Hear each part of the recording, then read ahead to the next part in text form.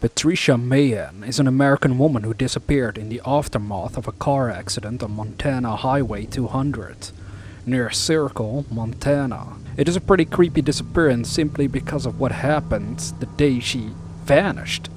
It's a very bizarre story, one that I wanted to share with you today. Meehan was born to Dolly and Thomas Meehan in Pittsburgh, Pennsylvania, where she was raised. She attended college in Oklahoma City, Oklahoma, where she studied early childhood development in preparation for a career in daycare. In 1985, she abandoned the career and relocated to Bozeman, Montana, where she worked as a ranch hand, citing her love of animals as the reason behind her career shift. Meehan had been working other odd jobs in addition to the ranch work in order to support herself prior to her disappearance. The last person to see her prior to her disappearance was her landlord, who noted that her demeanor was out of the ordinary and that she seemed hyper. At 8:15 p.m. on the evening of April 20th, 1989, Peggy Bueller and her father were traveling west on Montana Highway 200 when they witnessed a vehicle heading east driving on the wrong side of the road. Bueller managed to swerve onto the shoulder, avoiding a head-on collision, but the vehicle crashed into the car traveling behind her. Driven by off-duty police dispatcher Carol Heights, Heights emerged from the car wreckage unharmed. On the road, she witnessed a blonde woman emerge from the other car, walk up to her and stare as though she were looking right through her. According to Heights, the woman did not speak. Bueller, who remained pulled over on the shoulder of the road, then witnessed the blonde woman climb over a fence and stand motionless, observing the scene. She said, "As I looked out across the accident, I noticed someone on the other side of the fence. She was standing there like a spectator, not like it had happened to her." Bueller watched as the unidentified woman stood silently for several moments on the opposite side of the fence, before walking away into an empty field, disappearing into the night. Bueller immediately drove into town to reach a phone, while her father stayed with Heights at the scene of the accident. When police arrived, the unidentified female driver of the other vehicle was nowhere to be found. Within 30 minutes, her identity was revealed as 37-year-old Patricia Meehan, which police determined after running the vehicle's license plate number through the Department of Motor Vehicles database. In their search immediately following the accident, police discovered a trail of tennis shoe tracks, beginning in a desolate field, approximately 0.75 miles from the scene of the crash. Based on the size of the shoe impression, the tracks were believed to be Meehan's. Investigators followed the track until 3 a.m. on the morning of April 21st, before finding that they eventually disappeared in the terrain. The search was suspended until the following morning. The Meehan family arrived in Montana shortly after their daughter's disappearance and distributed over 2,000 missing person flyers throughout the Pacific Northwest.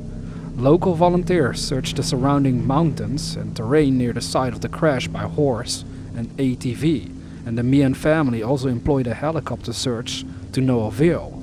Abandoned coal mines in the area were also searched, but no traces of her were discovered. The site of the accident near Circle was over 300 miles from Meehan's home, and neither law enforcement nor Meehan's family could explain her reasons for being in the area.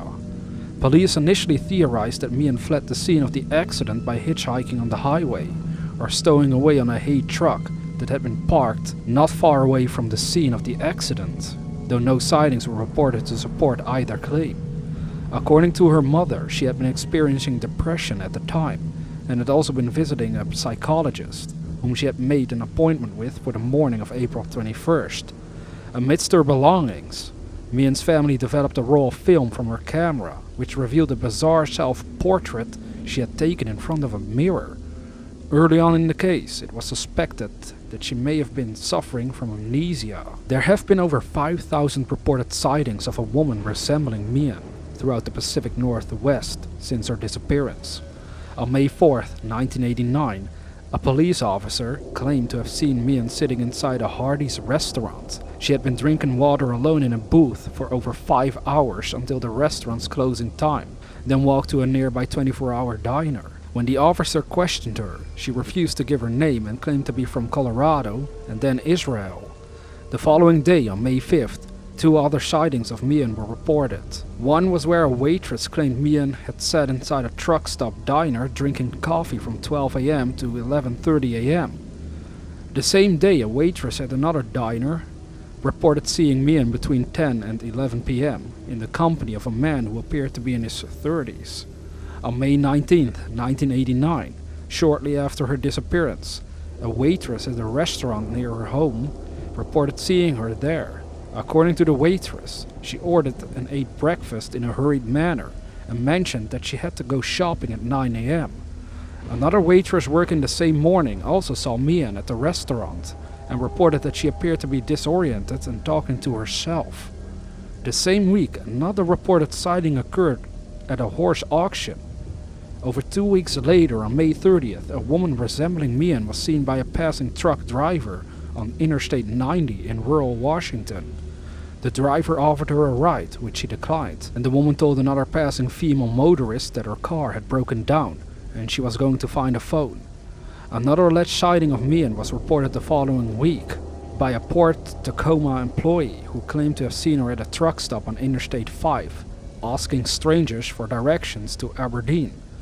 By June 1989, over 25 sightings of Meehan had been reported, 3 of which were confirmed by police.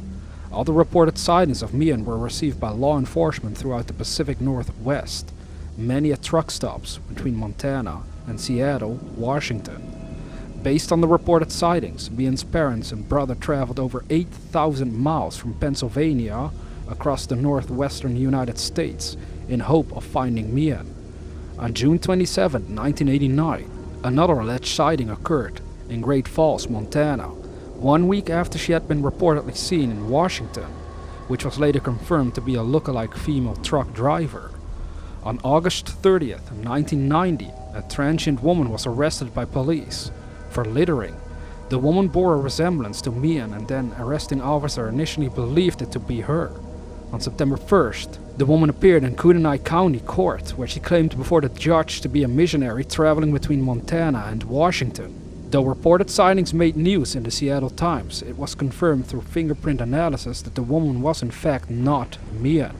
Speaking to the media, law enforcement, as well as Meehan's former boyfriend, Kurt Fletcher, noted there was a strong resemblance and that the woman had a similar voice to Meehan's. Isn't that one of the most bizarre disappearances you've ever heard of? Someone gets into a car crash, then even stays at the scene, but then, once someone leaves to get help, she suddenly vanishes. It's like she went into the wild, never to be seen ever again. It's kinda creepy the way that they all describe this, and also that picture that they supposedly found of her standing in front of a mirror really makes you think in what sort of mindset she must have been in before she vanished. I really don't know what to think about this case, whether she's still alive or not. It doesn't seem like she was abducted necessarily. It's like she just wanted to disappear on her own accord. So, if that was the case, at least I hope she survived and she found a better way of living, whatever her reasoning was at the time. But then again, something tragic might also have occurred to this woman, causing her to be gone for over 27 years. Either way, if you've never heard of this story, I hope you found it interesting. And as always, dear viewer, have sweet dreams.